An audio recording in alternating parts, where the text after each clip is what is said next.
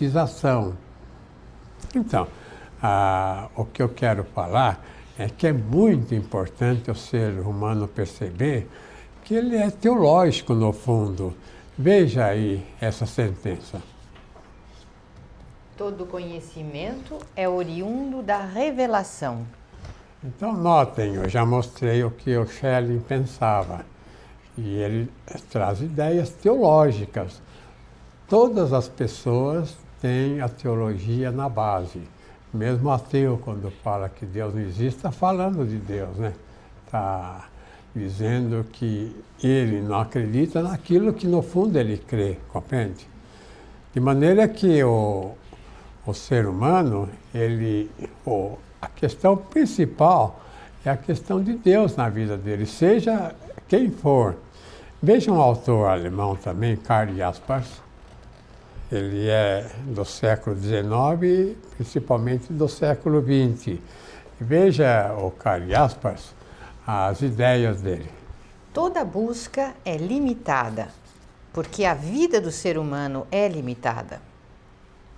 Filosofar é uma busca do transcendente. Então vejam que ele mostra que de um lado o ser humano é limitado, né? Ele não pode querer ser um Deus, por exemplo. Então eu mostro que o ser humano adoece porque ele quer ser Deus ou mais do que Deus ainda, como o pai, né, do ser humano, que em geral é o Lúcifer, né? O ser humano é muito enganado pelo Lúcifer. Então o Lúcifer queria ser Deus, acima de Deus. Ele sendo criado limitado, queria ser ilimitado. Então todo ser humano que não quer ser aquilo que ele se torna doente.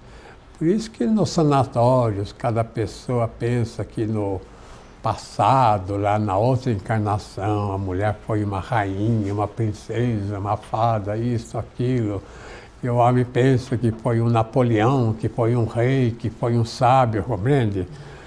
Isso é uma ideia muito fora da realidade que já mostra a doença da pessoa. Veja, em continuação, o que ele escreveu. Não é questão de provar a existência de Deus, mas o encontro com Ele.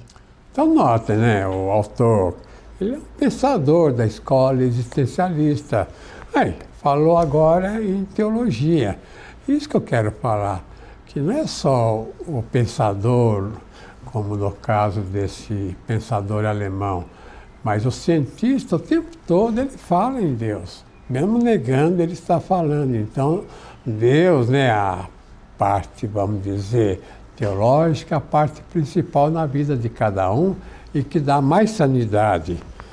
Então, veja lá, em quarto lugar, o que ele falou. Temos de procurar a transcendência no próprio interior. Observação.